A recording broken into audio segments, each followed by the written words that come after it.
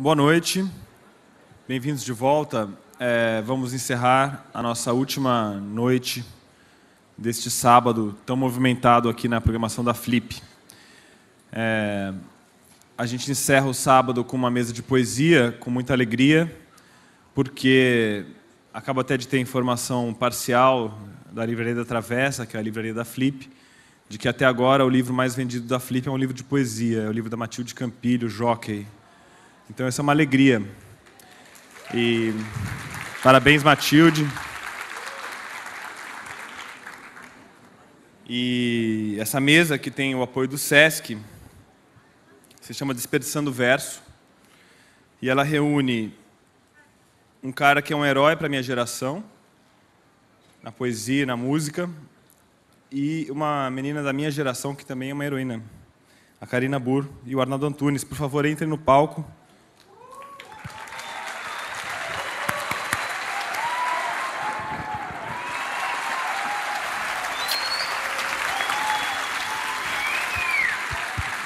E, Arnaldo, eu peço apenas que você se sente ali. Noemi, você fica, por favor, aqui.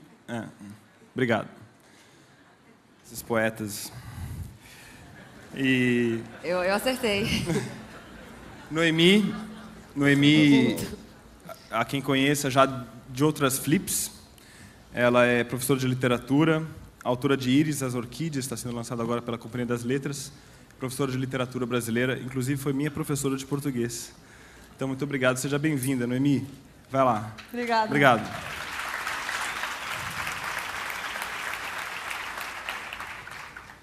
Boa noite. Sonho que estou tentando tanto fazer uma coisa, mas outras coisas me atrapalham. Desvios, falhas, enganos, obstáculos espetaculares, perigos de morte, lapsos de memória, acidentes, catástrofes, pormenores irrelevantes, pessoas que desaparecem ou se transformam em outras, ou surgem repentinamente, como se já estivessem ali há muito tempo, ou se perderam e esperam que alguém, eu, é claro, as leve de volta ao caminho. E me afasto da meta que persigo, flecha cada vez mais longe do arco e do alvo, quando então, do alto, do teto, caio no colchão do quarto em que desperto, Sísifo dissidente do círculo eternamente incompleto.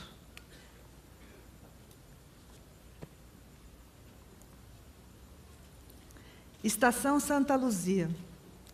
Na estação Santa Cecília, desci de um lado do trem que também estava descendo uma mulher cega e lindíssima, moreníssima, arrumadíssima, maquiagem horário comercial, aquela mais difícil, que a dona bota um blush que se transforma em saúde, parece que não fez esforço algum e não fez mesmo. Ela vai descer também. Quer ajuda? Ela me olha com um não, bem gentil. Lá fora vou andando rápido, paulistaníssima, mas sem saber direito qual lado mesmo era o certo para eu sair, para ir para a loja de parafuso. Ela foi na frente, me siga, e lá foi ela e sua varinha de mágica, me guiando até a saída certa. Karina. Ai. Boa noite, minha gente. Acorda para cuspir, página 82. Acorda para brigar. Você não me causa mais efeitos, disse, com sotaque carregado de caju, coração 5% algodão.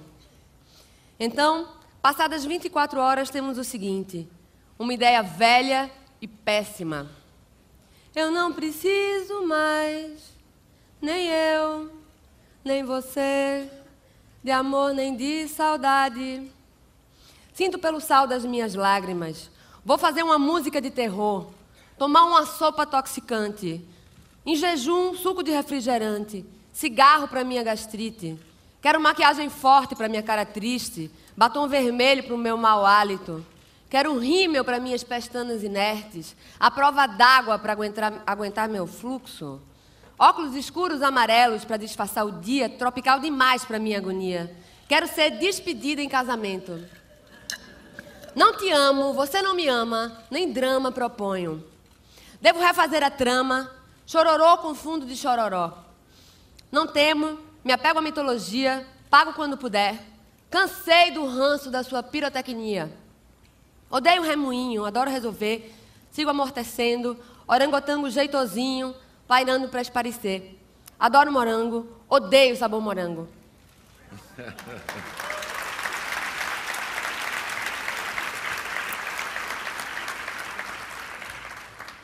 Arnaldo. Eu tenho uma coleção de esquecimentos e apenas 2 mãos para ver o mundo. Meu dia passa inteiro num segundo, mas nada abafa a voz dos pensamentos. Nem frontal e nem melatonina. Eu tenho as saudades de um soldado, do que haveria de ser o meu passado, de tudo que escapou da minha sina. Desculpas, culpas, lapsos de sinapses, impregnam minha corrente sanguínea e sigo apassivando a carne ígnea e aplainando os vértices dos ápices. Eu sou o super-homem submisso às rotas da rotina e ao tempo escasso. Enquanto esqueço do próximo passo, anoto um outro novo compromisso. Queria estar a sós comigo mesmo e ter a eternidade toda em torno, desfalecer no fogo desse forno até me desfazer como um torresmo.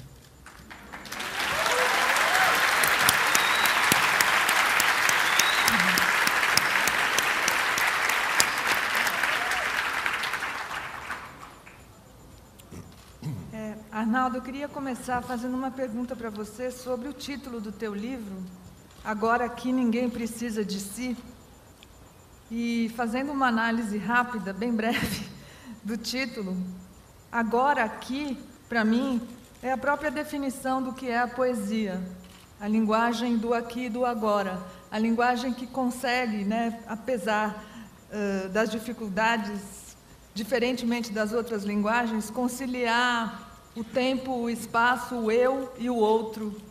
E, ao mesmo tempo, também o título fala de uma profissão de fé, de uma palavra de ordem, que é ninguém precisa de si, como se fosse um desejo teu, uma afirmação tua de esvaziamento do ego, de contemplação do outro, do nós, no lugar do eu. Queria que você falasse para nós sobre essa poesia, que não é mais uma poesia subjetiva do eu, mas é uma poesia do outro, se é que eu entendi bem.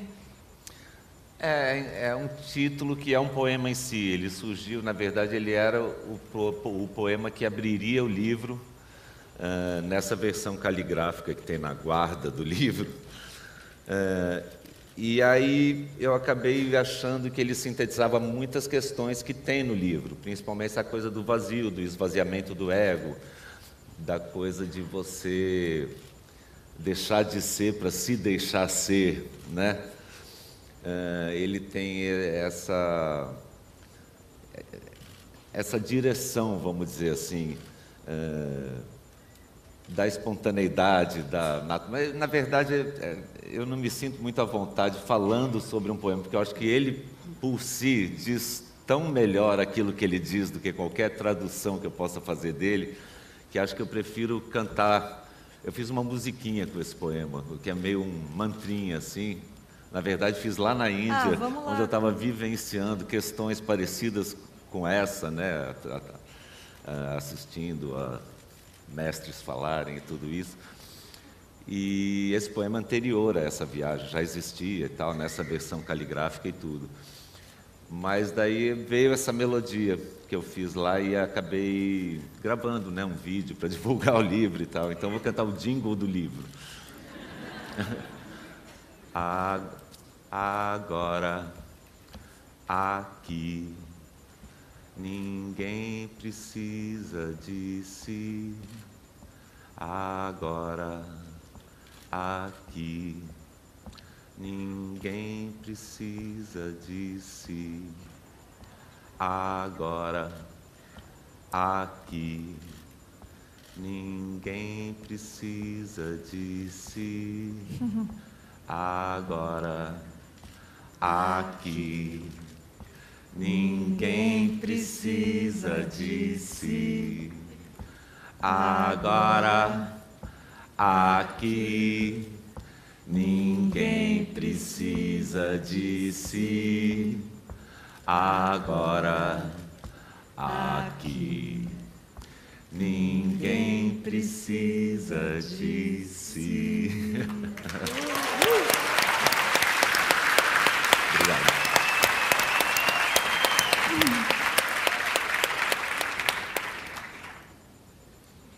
Ninguém precisa, né? Ninguém fala nada.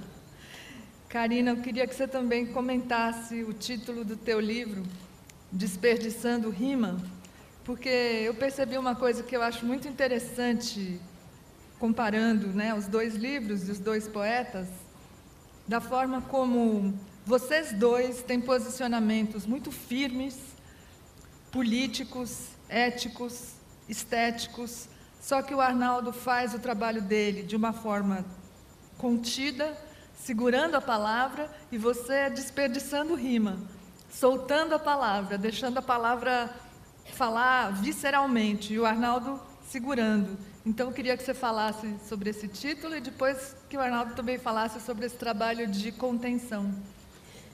Esse título é muito disso mesmo, desperdiçar rima. Muitas vezes, fazendo um texto com rima, tem hora que eu acho ridícula a rima.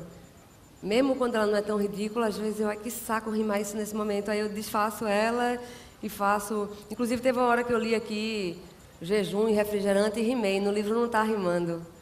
Mas aí deu vontade de rimar na hora, eu troquei a frase para rimar, para ficar mais bonitinho aqui na abertura do negócio, rimar direitinho.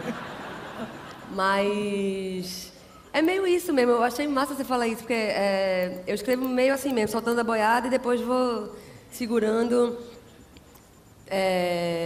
e tentando ajeitar, e durmo, e no outro dia vejo e tento apertar de novo, mas é meio irresponsável, assim. Vou deixando.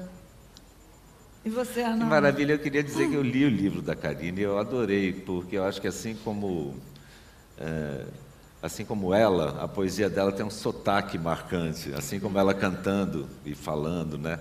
Tem uma marca muito singular, assim, que está nessa soltura, mas tem também um imprevisto, como assim... obstáculos assim que você se depara no meio do poema, vai para caminhos inusitados e, sei lá, um jeito de concatenar as coisas, que é uma coisa muito própria, assim, eu fiquei surpreso, adorei. E eu acho que quando eu faço os meus poemas, tem uma etapa que é essa coisa de derramar, né? De escrever rapidamente, deixar fluir. Mas eu considero sempre o que eu faço assim de cara como matéria-prima de um trabalho a ser refeito, eu considero como um rascunho a ser passado a limpo, a ser remontado, de onde eu vou eliminar o que está sobrando, de onde eu vou, aquela coisa do catar feijões, né, do João Cabral, tem esse exercício, né, de remontar partes, de escolher, substituir palavras, escolher associações. Às vezes eu escrevo páginas e acabo tirando uma frase daquilo tudo, o resto vai para o lixo, e essa frase vai dar num outro poema que acaba indo para outro lado. Quer dizer, o processo para mim é muito material mesmo, assim. E daí talvez tenha essa coisa mais construtivista, mais contida, né, assim, que você diz, que é cuidadosa, assim. Mas eu acho importante também esse estágio, né, de soltar, de libertar assim o que vem muito de imediato, assim, espontaneamente.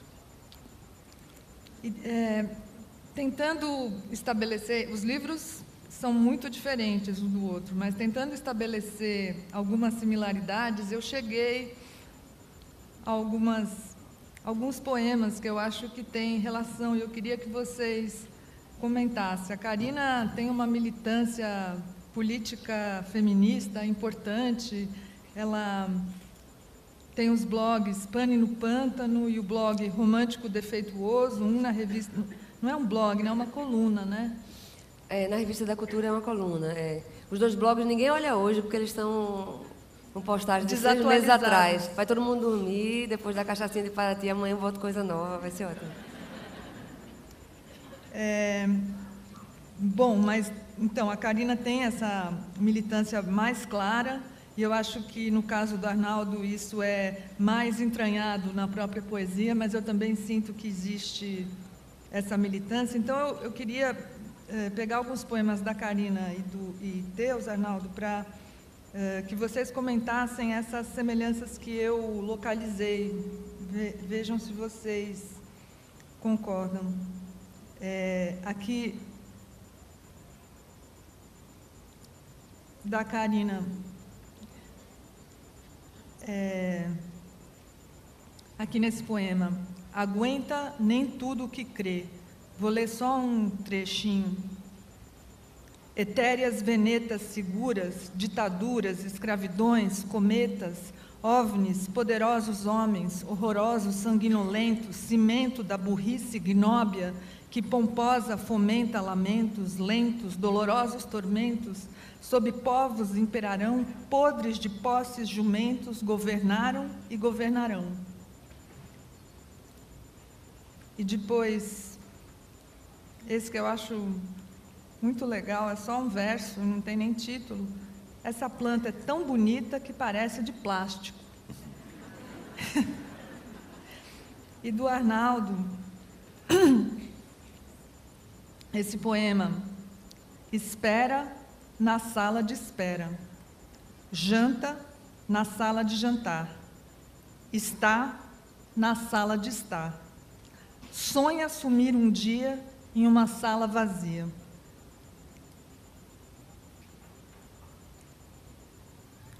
E nesse mesmo que o Arnaldo acabou de falar, um trechinho, eu sou o super-homem submisso às rotas da rotina e ao tempo escasso. Então, eu localizei aqui um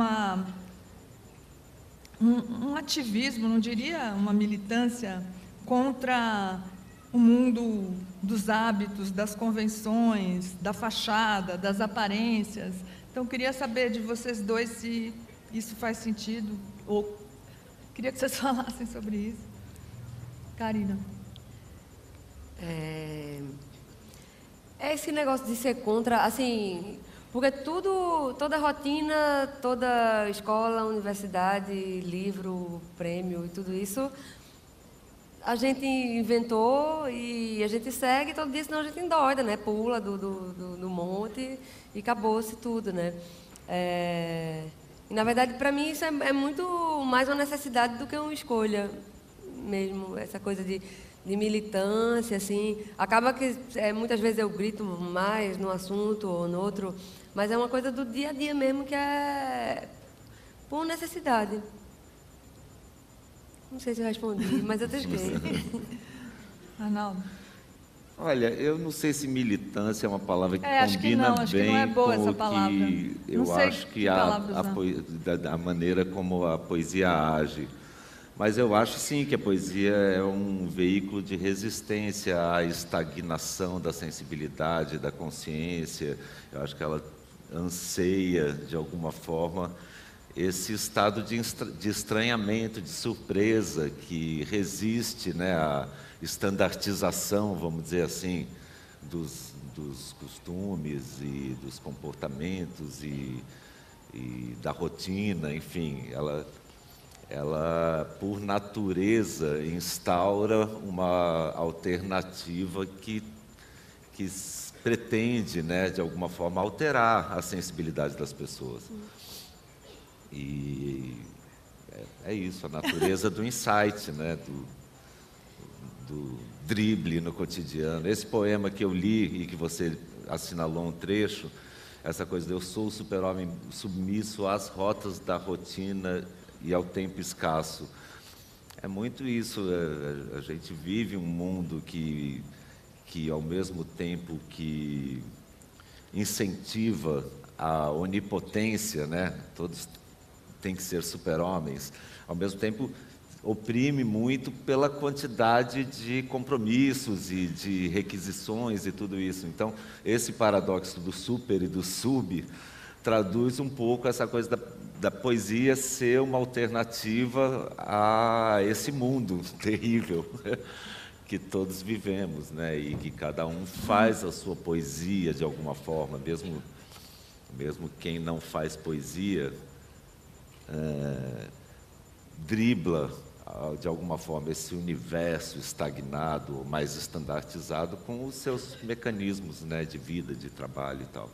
Eu acho isso. Queria aproveitar que você está falando disso para te perguntar uma coisa que me chamou a atenção nesse livro, porque você já tem muitos livros de poesia, inclusive, acho curioso, porque eu acompanhei o primeiro livro de poemas que você publicou quando nós estudávamos juntos no então colegial, né? Isso já faz bastante tempo.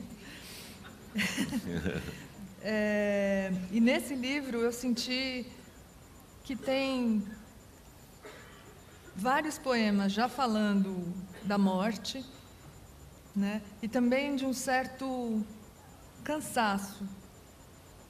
E eu queria que você falasse sobre isso.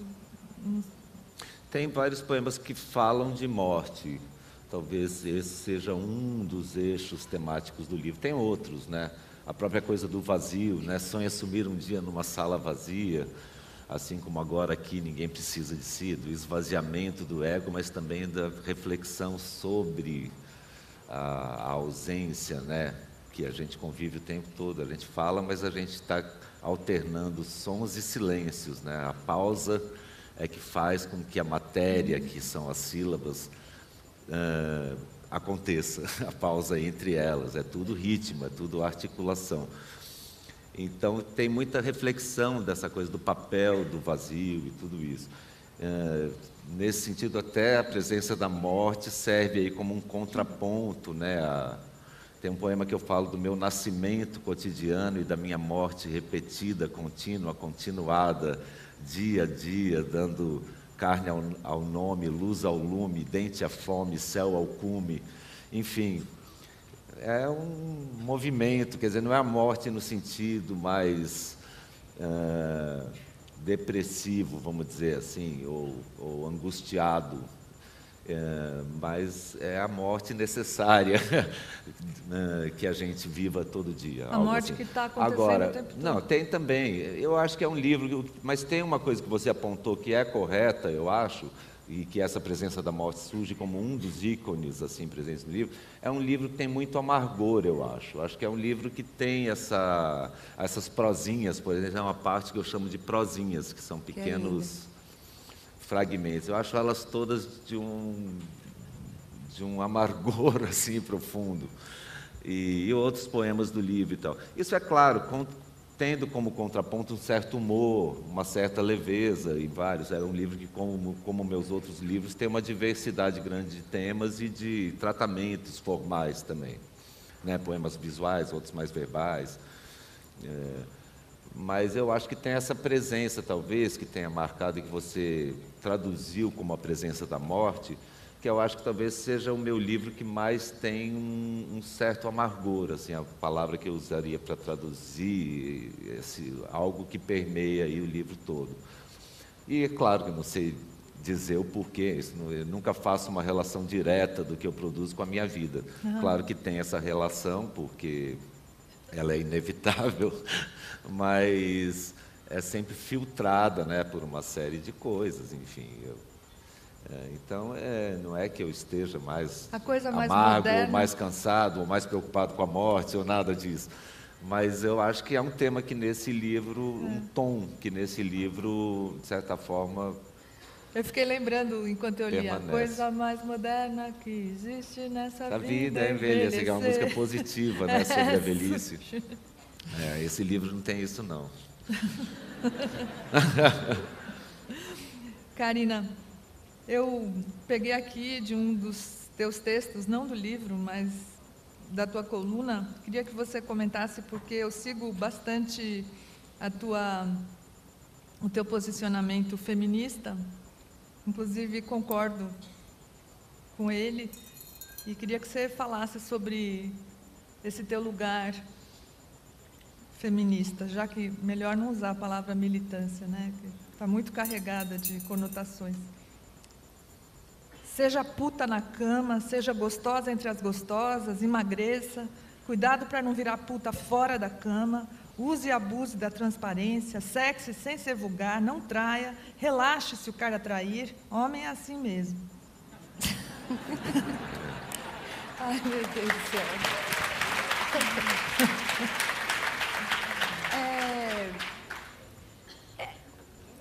Assim, eu adoraria não ter que dizer, sou feminista, eu adoraria não precisar dizer nada disso, assim. Mas tem que dizer porque é uma agonia danada isso, né? Está muito longe ainda das coisas ficarem tranquilas para a gente. Não que para os homens seja tranquilo, mas para a gente é bem menos tranquilo, né? Um monte de coisa. Então, tem que ficar... Eu acho maravilhoso quando é o que Maravilha que pergunta, você é feminista? Ela não sou nenhumista. Não sou nenhumista. Eu adoro quando ela fala isso e ao mesmo tempo eu falo que eu sou feminista, mas é também por necessidade, né? Por essa coisa de todo dia terem coisas que lhe barram, todo dia tem um monte de quebra-mola, tem um monte de coisa que você tem que pular, correr, e vai, você cansa e desiste de um monte de coisa. É muito por isso, desde que eu comecei a tocar e escrever também, sempre foi uma coisa de ter que brigar muito para mostrar, e não dá vontade nem de mostrar. Você escreve um negócio, fica com vergonha de mostrar, aí você tem que passar essa vergonha, passa tudo, porque se você não mostrar, ninguém vai querer ver, porque vai demorar demais para quererem ver, sabe? No meu caso de tocar em Recife mesmo, né? Todo mundo amigo, Mangue Beat, maravilha, farra, festa, maracatu, cachaça, alegria, mas sempre foi muito difícil isso, né? De tocar percussão, aí eu também sou branca, queria tocar no candomblé, eu também procuro sempre o caminho mais difícil para mim, sem querer, mas até mais cedo a gente fala, eu estou misturando tudo, porque mais cedo você perguntou um negócio da rima também, se eu rimava de improviso, tipo, rimar de improviso é uma coisa que eu sempre quis fazer. Eu sempre fui para sambada de maracatu, o primeiro lugar que eu toquei na vida foi o Maracatu Piava de Ouro, né? De Mestre Salustiana. Eu saía de Baiana e eu acabava tocando, eu sempre quis tocar, eu acabava tocando porque a gente tocava de 4 da manhã até acabar o dia, né, todo dia, então uma hora os caras cansam, vão no banheiro, vão tomar cachaça, aí você pega, é a hora que você toca, aí fica tocando até Salustiano chegar e tomar de você, porque você não pode tocar porque é mulher. Eu vive muito isso, então é uma coisa que vai tolhendo, vai, né, não só isso, é porque eu lembrei dessa história agora. Então, tem coisa que você... Tipo, o meu tambor, eu briguei e toquei, consegui. Nunca consegui tocar na macumba, que era meu sonho maior. Desisti um dia, que eu digo, peraí, eu vou, né, desistir, vou fazer outra coisa. Mas é isso, um monte de coisa a gente vai deixando pelo caminho e desistindo por conta dessas barreiras. Aí é muito por necessidade mesmo, mas eu vou adorar o dia que não precisar mais disso. Mas você disse que você também é apedrejada pelas próprias feministas. É porque tem muitos feminismos, né? Tem muita gente diferente, tem muitas coisas diferentes. Então, e como eu gosto muito de ser completamente livre em tudo que eu faço, que eu quero, então muitas vezes barra, porque acaba que nesses movimentos, o feminismo existe dentro do machismo, né? Dentro da sociedade da gente que é machista. Então, dentro dele mesmo, ou deles mesmos, tem isso, né? A gente acaba reproduzindo isso também. Então, uma vez mesmo eu fiz um show, e o show todo tinha uma mulher olhando muito séria para mim, assim, na primeira fila, o show todo. E aí, quando acabou, eu desci lá destruída, né? Que eu desci do show toda destruída. Aí ela queria conversar com você, uma coisa muito séria, porque os seus posicionamentos políticos, as suas letras falam de coisas e você faz o show com esse maiô, você faz essa dancinha, você fica dançando até o chão, aí cai de bunda para cima, o povo tira foto da sua bunda, não sei o quê. Eu fiquei com preguiça de falar com isso com ela na hora. Eu falei, não, eu fugir dela, assim, sabe? Mas, assim, era muito louco, porque ela estava gostando do show, mas ela não queria gostar, porque eu estava de maiô, eu estava rebolando, e não pode rebolar, e não pode tirar foto da bunda, mas o povo está tirando foto, tá tranquilo. Não foi nem eu. Mas é isso, entendeu? Eu odeio cartilha, regra para se seguir, e aí acaba que tem isso também, né? Tem um monte de coisa maravilhosa dentro dos feminismos e tem coisa ruim também, tem cartilha também, né? Tem policiamento que pede muitas vezes, em qualquer movimento, isso, porque a gente agora está falando disso especificamente, né? Mas eu morro de medo de perder essa coisa de você Claro que tem que analisar o que você vê, o que você ouve, né? Mas eu morro de medo dessa coisa muito programada, de você não conseguir sentir mais uma coisa que você vê, uma música que você ouve. Você tem que botar um monte de coisa na frente, e aí você tem que explicar a poesia que você fez, você tem que explicar que é ironia.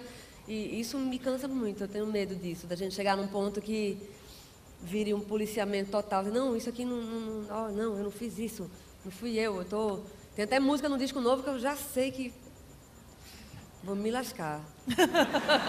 Vou ter que explicar demais. Vai ser ruim, mas vamos ver. Ou não, né? Vamos ver. Então, falando nisso, tem uma pergunta aqui que eu acho que é legal para os dois. Levando em consideração que os dois são músicos poetas ou poetas músicos, quando o escrito nasce, como vocês sabem se ele nasce música ou poesia? Arnaldo. Bom, tem coisas que já vêm como canção, porque eu já faço no violão, então vem junto a melodia com a letra. Tem coisas que eu escrevo, mas intuo ao fazer de que aquilo é para ser cantado e não para ser lido no papel. E aí posso não musicar na hora, mas acaba indo para um lado de canção.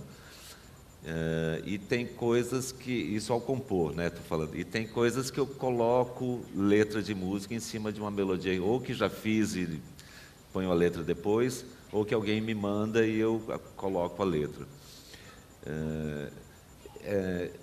Essas maneiras todas são já sabendo que aquilo é para ser letra de música.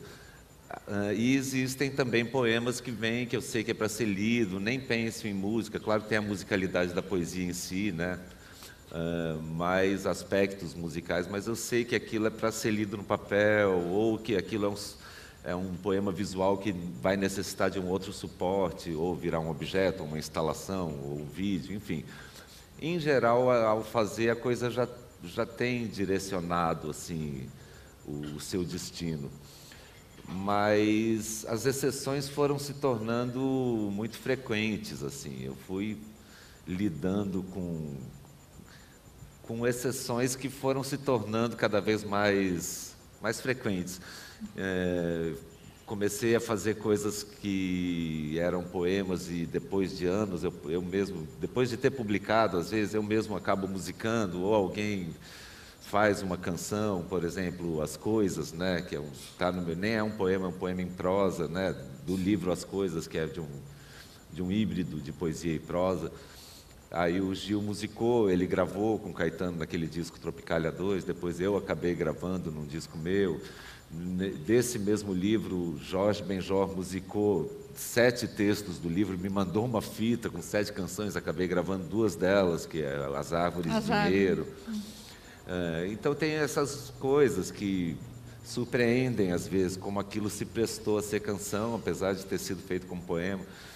E tem também o contrário, coisas como a música O Quê, por exemplo, que é uma canção que eu gravei com os Titãs. Depois, quando fiz meu primeiro livro por uma editora, que foi o Psia, eu acabei criando um poema visual a partir da letra da canção, que pode ser cantada toda dentro de um círculo, que é aquela forma visual circular, que você vai parando em pontos diferentes do ciclo e ela vai se desdobrando em diferentes frases, né? Que aqui não é o que não pode ser que, não é o que não pode ser que não é, o que não pode ser que não, é o que não pode ser que não. Então tudo isso é a mesma frase que você vai gerando outras a partir dos pontos onde você para, que é uma frase circular, enfim.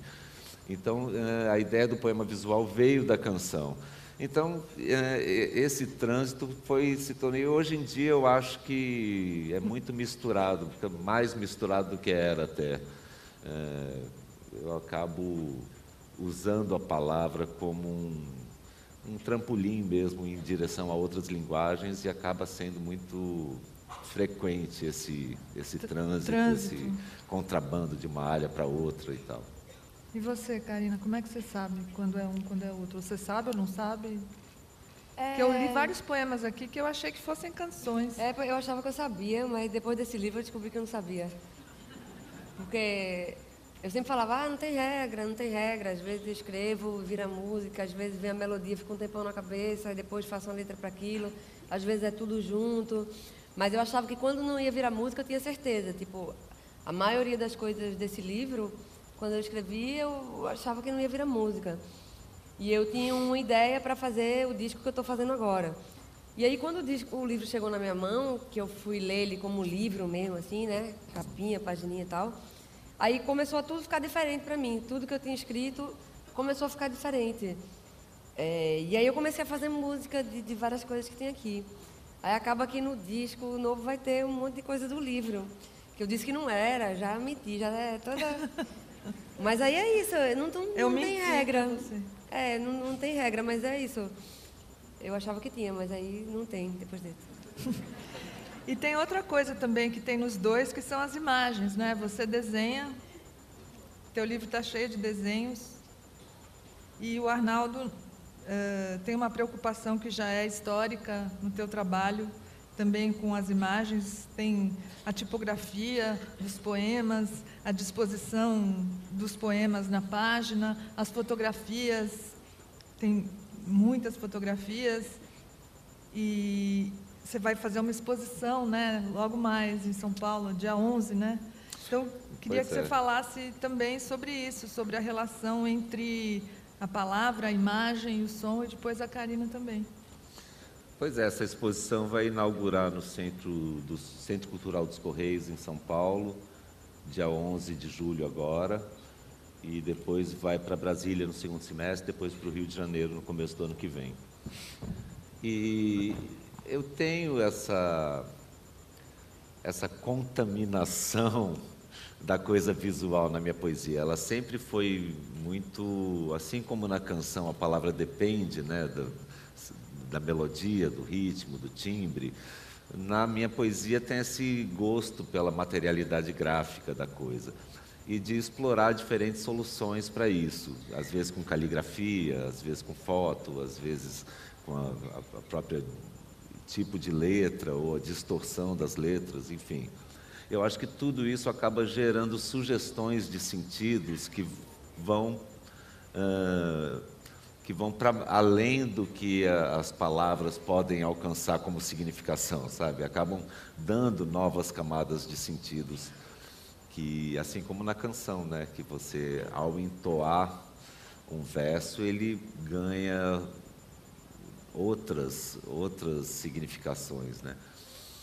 E essa exposição acaba juntando um pouco uma produção aí de 30 anos de coisas que eu saí do suporte do livro e acabei levando a poesia para outros suportes, para o vídeo, para o objeto, para a caligrafia, para a colagem, para a instalação, enfim. E então reúne esse material. Acho que os trabalhos mais antigos são do começo dos anos 80 e os mais recentes são de uma exposição que eu fiz no ano passado numa galeria do Rio, Laura Marciai, que são... A exposição, o título é O Interno e o Exterior. Na verdade, são caixas com monitores de vídeo, passando animações em stop motion de fotos que eu fiz durante mais de 20 anos, de palavras tiradas das ruas, das cidades por onde eu passo e tal. E muitas delas quase que aparecem para mim já como poemas prontos, que você tira daquele contexto, ele ganha um outro sentido. E aí eu fui fazendo também associações entre essas palavras e criando campos semânticos comuns. E aí resolvi que a melhor maneira de organizar esse trabalho e dar expressão para ele eram essas caixas, com vários, na verdade são porta-retratos digitais, passando fotos em ritmos diferentes, e você vai associando elas e lendo simultaneamente. As caixas maiores têm 25 monitores, as menores têm de 4, de 3, de 9, enfim. E aí eu expus, na verdade tem esse título Interno e Exterior, porque tem esse desejo de usar um vocabulário do mundo exterior para expressar sentimentos interiores, enfim. Então é todo um universo tirado da rua para falar, né, de sensações, de impressões, de sentimentos.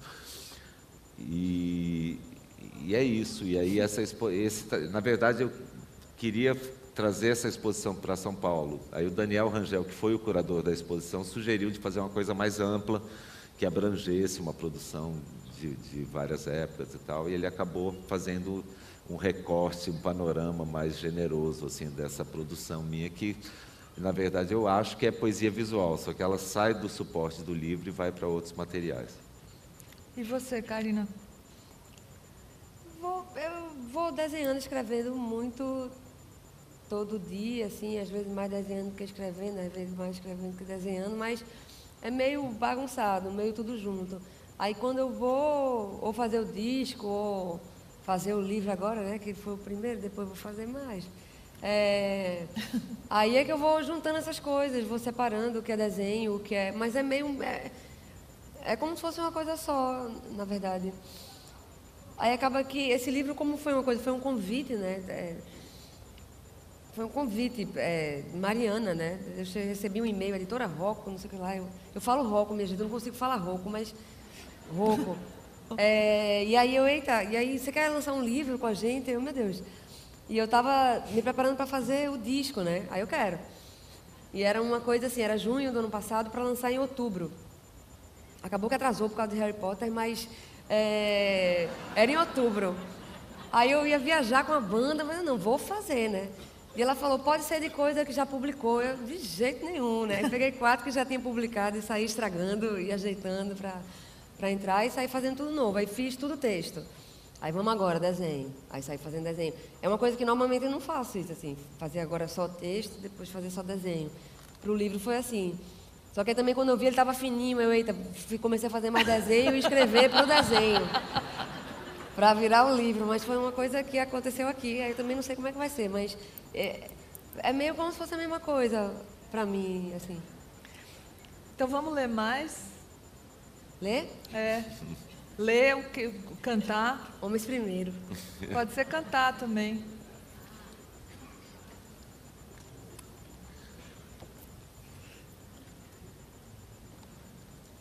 Deixa eu achar aqui, peraí.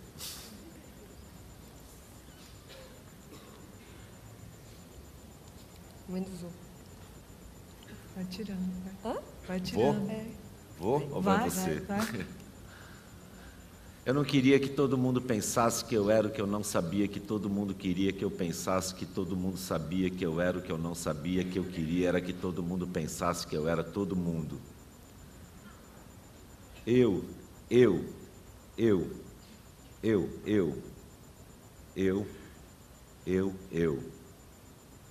Todo mundo.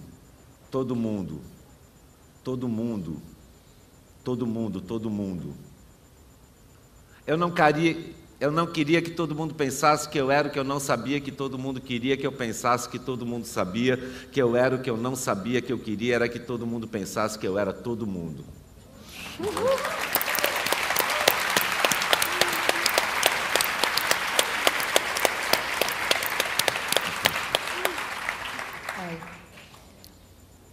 Pode levantar. Vou levantar. Esse negócio de mesa, eu fico toda errada. Uma coisa que eu fiquei feliz é que mesa é cadeira, né? Isso eu fiquei feliz. Mas eu fico meio assim, sentada. Essa é uma que eu falei que vai entrar no disco de algum jeito. Não é bem assim como eu vou fazer, não, mas... Quem sabe a norma erra a forma, quem tem culpa faz sofrer. No deserto da ideia senti a força do karma. Mas tinha antes a arma, isso nunca desinferna. Casca na ferida interna que não cansa de crescer. Não ficar grossa, endurecer, profunda cicatriza na borda. Quem sabe a norma erra a forma, quem tem culpa faz sofrer. Desiste da flagelação, mas nunca vai bem sarar. Cura não acontecerá, sequência de coisa nenhuma, que depois do crime apruma. Quem não sabe não vai entender, quem sabe quer esquecer. Certeza paira duvidosa, quem sabe a norma erra a forma, quem tem culpa faz sofrer. Não sente titubear, sente a vacilação, pena na resolução, que implica dor segura, na própria pessoa gastura, sem ter medo de perder. de nunca mais corresponder, do monstro que desinforma. Quem sabe a norma erra a forma, quem tem culpa faz sofrer.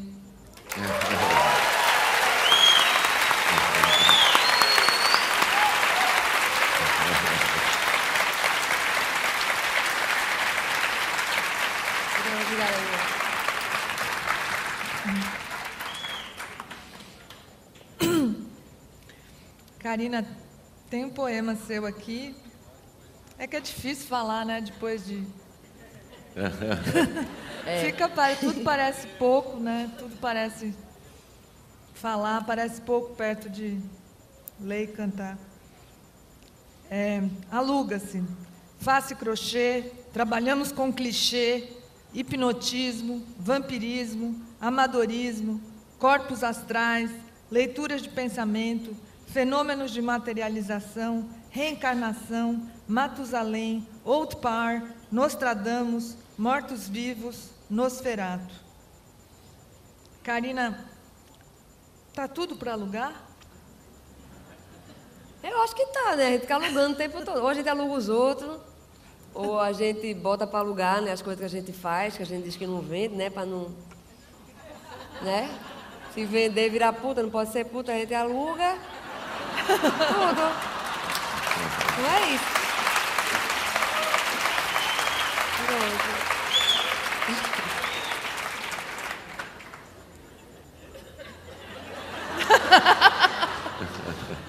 Mesa, cadeira, meu Deus do céu.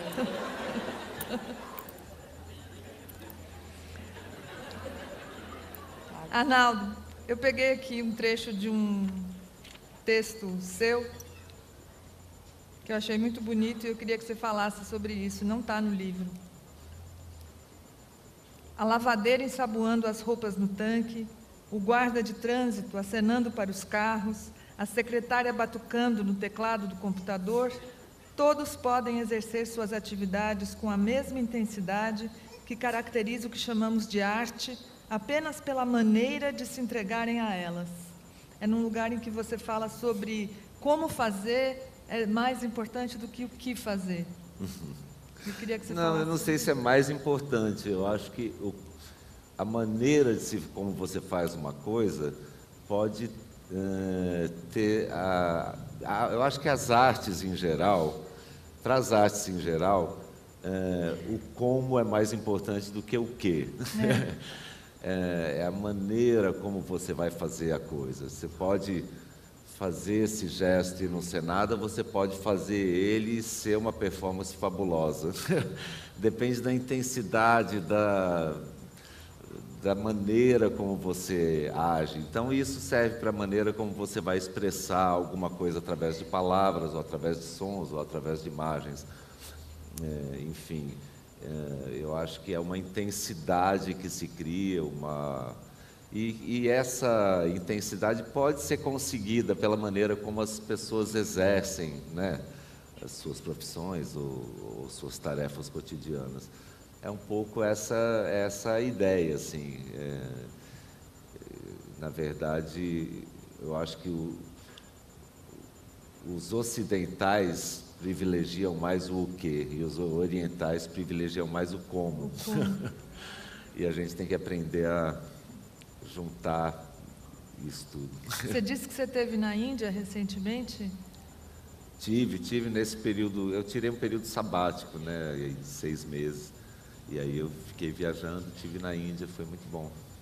Você ficou recolhido um tempo? Fiquei 20 dias em Rishikesh. Enfim, participei de alguns trabalhos, né, e satsangs que os mestres que fazem, o auditório faz perguntas e eles respondem. Enfim, é uma experiência muito intensa, assim. Tudo lá é intenso, os cheiros, o gosto da comida, as cores, é tudo muito forte, assim. Eu fiquei impressionado com a Índia. E essa experiência toda do livro que você fala... E a espiritualidade, né? Dentro disso tudo, a espiritualidade... Do esvaziamento tem a ver com isso também. Então, esse poema agora aqui, Ninguém Precisa de Si, é anterior, na verdade. Enfim, Eu acho que essa influência do pensamento oriental e tal, isso existe desde que eu era menino, eu era fascinado pela coisa da filosofia oriental e tal. E na poesia, dos haikus, Sim, enfim, sim. essa tradição toda que a gente sabe. A caligrafia, né? A linguagem da caligrafia, que, poxa, para os chineses, japoneses, árabes e tal, a caligrafia é uma modalidade artística, assim como para o Ocidente a pintura e a escultura são, é uma linguagem mesmo artística, né? E a gente vê isso chegar como forma de expressão artística no Ocidente a partir das vanguardas do começo do século passado, né? Com os dadaístas, os futuristas, né? Marinetti, Apollinaire e tal, que faziam, né, da caligrafia, da manuscritura, um meio de expressão. E no Brasil a gente tem o caso do Edgar Braga, que é Que é demais. um poeta incrível, que trabalhou com isso e tal. Mas, enfim, é um interesse que permeia há bastante tempo, assim, a minha produção. É que eu queria aproveitar isso do esvaziamento e pedir para a Karina, porque eu vi uma semelhança aqui muito grande entre um poema da Karina e um poema que não é seu, Arnaldo, mas que você cantou e canta, e pelo qual um poema que é da Alice Ruiz, O Socorro. Eu queria pedir para a Karina ler o dela e você cantar Tá bom? O Socorro, porque eu acho que tem a ver com esvaziamento e eu acho que são poemas que têm semelhanças. Karina, o teu está na página 100. Qual? Na página 100. Não sinto 100. sono. Eu fiz sem índice, me lasquei. Mas vamos lá. Não sinto sono. Pela noite de madrugada, quando não sinto barulho nenhum. Não sinto fome, não sinto nada, não sinto barulho nenhum. A mala encostada suja nas listas do lençol limpo indicam: nada vai melhorar. Não sinto sono, não sinto nada, não sinto barulho nenhum. Pronto. Ai, meu Deus. Socorro, não estou sentindo nada. Nem medo, nem calor, nem fogo, não vai dar mais pra chorar, nem pra rir. Socorro, alguma alma, mesmo que penada, me empreste suas penas. Eu já não sinto amor, nem dor, já não sinto nada. Socorro, alguém me dê um coração, que esse já não bate nem apanha. Por favor, uma emoção pequena, qualquer coisa que se sinta. Tem tantos sentimentos, deve ter algum que sirva. Qualquer coisa que se sinta. Tem tantos sentimentos, deve ter algum que sirva.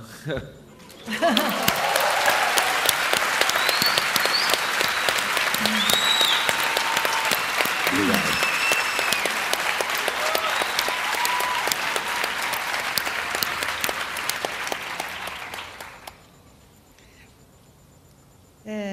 Karina, no primeiro dia aqui da Flip, o Antônio Risério, falou sobre as ciclovias com muito entusiasmo, com muita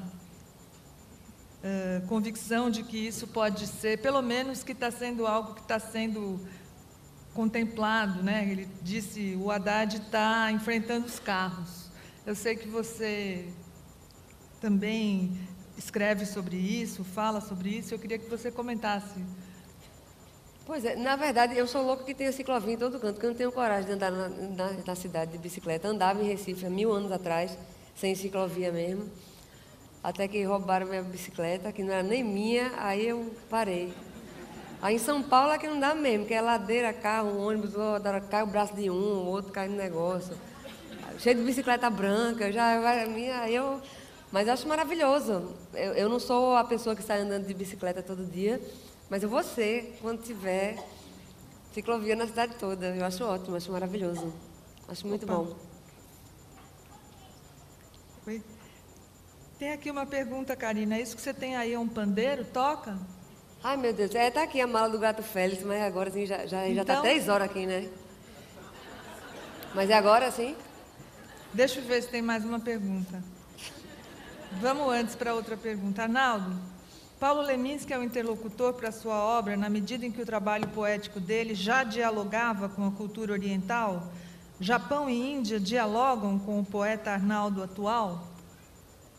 Sim, o Leminski eu acho que era um sujeito engraçado, porque ele fazia uma síntese de muita erudição com o espírito rebelde da contracultura, do rock and roll, trazia isso muito forte, e ao mesmo tempo um conhecimento da cultura oriental, né, da tradição do haikai. Ele era judoca, faixa preta, enfim, ele tinha um conhecimento também profundo, né, desse universo.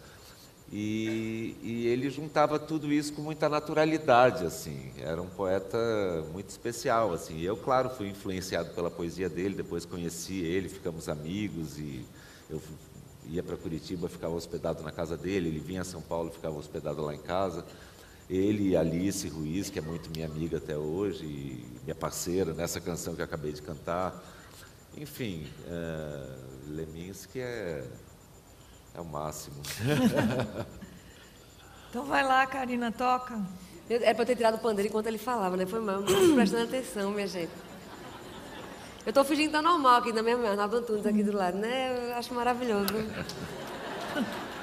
Estou bem tranquila na mesa. Bora lá. Espera aí que ela vai abrir. Foi.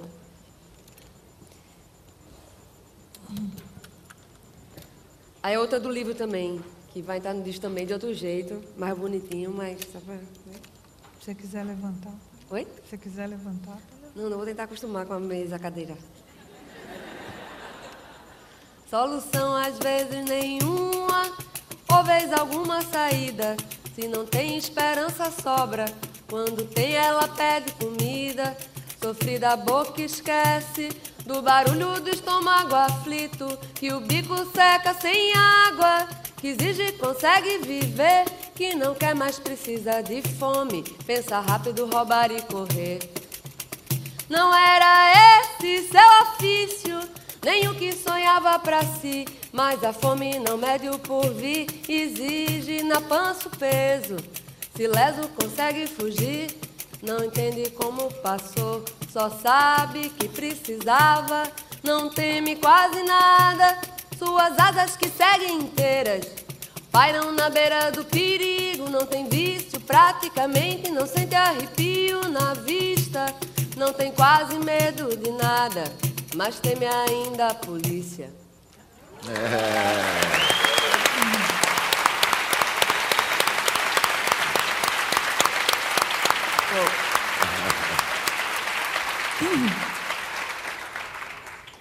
Antes de pedir para o Arnaldo também ler, eu queria, Karina, que você falasse do Mário de Andrade, do Maracatu. Maravilha. Não pode usar celular no recinto, mas eu botei em modo avião, para eu poder ler o negócio aqui. É porque... eu toco percussão nunca mais tocava, toco há muito tempo, aí toco um pandeiro miserável, né? Mas eu tocava há muito tempo atrás, comecei a cantar e tocar, tocando percussão no Maracatu Piaba de Ouro, que nem eu falei, depois no Estrela Brilhante. E sempre teve essa coisa de Mário de Andrade sobrevoando, e eu ficava meio correndo, porque eu não sou pesquisadora, acho ótimo quem é, maravilhoso, mas eu não sou. Mas aí, como eu sou branca, eu automaticamente virava pesquisadora. Aí eu tinha que dizer que eu não era, porque se eu fosse, eu ia ser uma pesquisadora muito ruim, porque eu não guardava nada, não gravava, não pesquisava nada. Eu gostava de ir para farra, para ir lá tocar, cantar, beber, dançar a noite toda, até de manhã, né? Mas aí sempre tinha essa coisa, a sua pesquisa, eu não faço pesquisa. Ela vinha Mário de Andrade, né? Aí depois fiz uma banda, o nome da banda botei Comadre Florzinha. E aí sempre tinha essa coisa, porque Mário de Andrade, porque a comadre Florzinha tá lá, né? Que ele fala que é comadre Florzinha. Eu ficava puta porque eu achava maravilhoso tudo dele, mas ficava meio com medo por causa disso, porque, tipo... E até tem a ver com o que eu vi Nóbrega falando um dia desse aí no vídeo, que ele fala essa coisa, né? Que a pesquisa de Mário, a poesia, a música de Mário, não foi para ser de museu, né? Foi para ser vivida. E aí tinha essa coisa, a comadre Florzinha, segundo Mário de Andrade, mas isso o pessoal de lá falando, entendeu? Que todo mundo ouviu que era a comadre Florzinha desde pequeno. Não, porque Mário de Andrade, tá, mas tu não sabe o que é a comadre Florzinha, mesmo antes de tu ler Mário de Andrade, entendeu?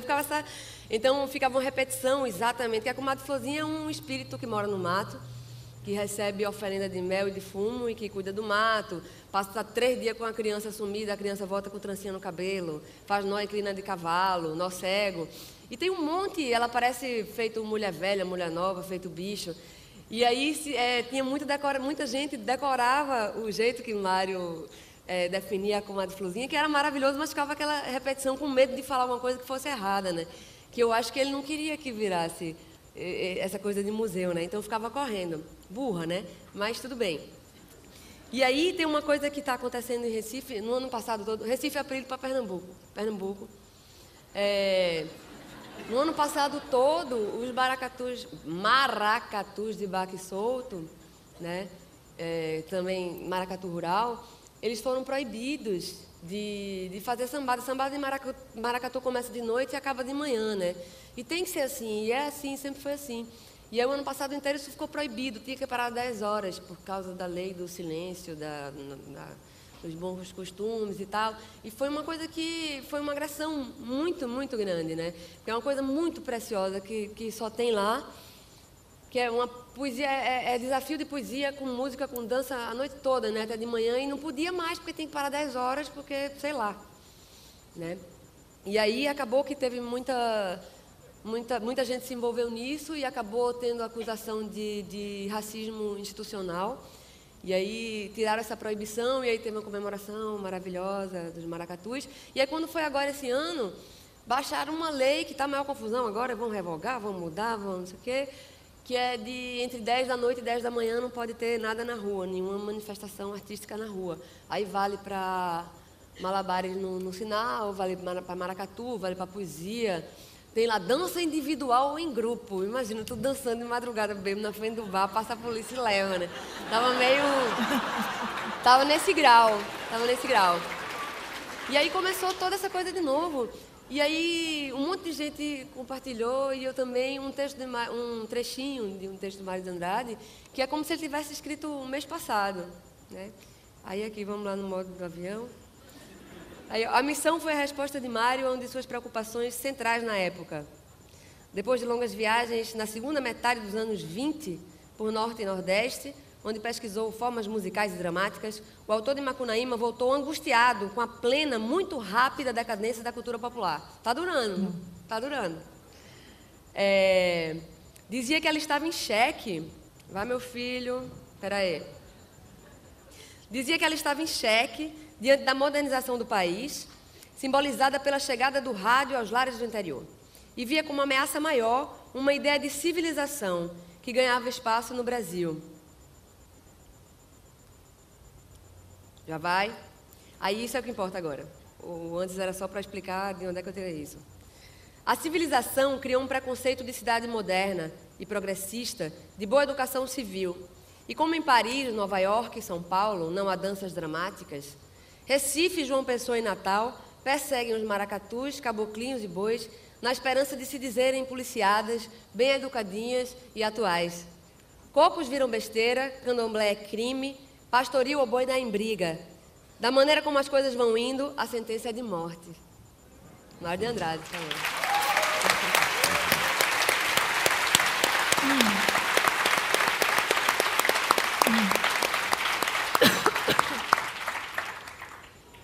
Queria que você lesse agora ou cantasse.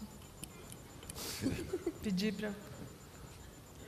Olha, eu estava falando desse exemplo, né, de coisas que saem como canção, depois descobre um jeito de gráfico de publicar aquilo, acaba funcionando como poema também. E tem nesse livro uma coisa que eu havia gravado como canção, mas daí achei que era legal de publicar como poema e achei uma solução gráfica que me satisfez, assim. Então vou cantar ele aqui. Se ando cheio-me de lua, se estou no meio conclua, se perco o freio me obstrua, se me arruinei reconstrua, se sou um fruto me roa, se viro um muro me rua, se te machuco me doa, se sou futuro evolua, você que me continua, você que me continua, você que me continua. Se eu não crescer, me destrua, se obcecar, me distraia, se me ganhar, distribua, se me perder, subtraia, se estou no céu, me abençoe, se eu sou seu, me possua, se dou um duro, me sue, se sou tão puro, polua, você que me continua, você que me continua, você que me continua.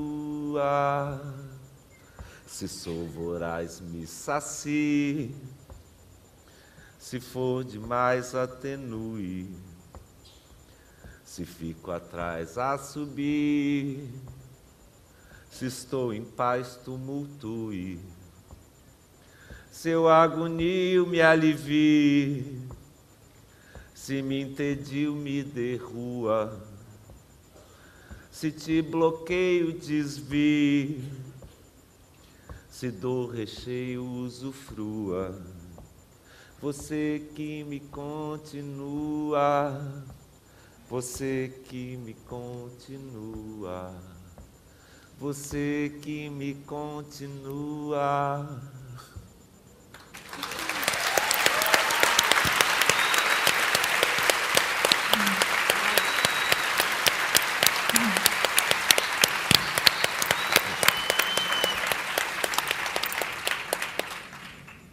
Bom, já que a gente está celebrando a poesia juntos, né, numa festa, às vezes as pessoas esquecem que Flip é festa, né?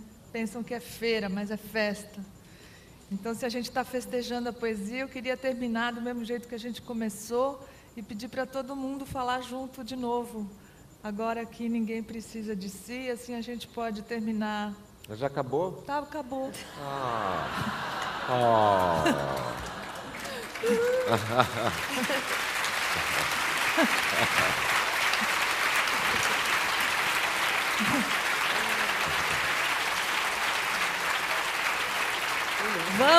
Vamos. Agora, aqui, ninguém precisa de si. Agora, aqui, ninguém precisa de si. Agora, aqui, ninguém precisa de si. Agora, aqui, ninguém precisa de si. Agora, aqui, ninguém precisa de si. Toca, Karina. Agora, Toca, Karina. aqui, ninguém precisa de si. Agora, aqui, ninguém precisa de si. Agora, aqui, ninguém precisa de si. Obrigado. O coro ficou bonito pra caramba. É.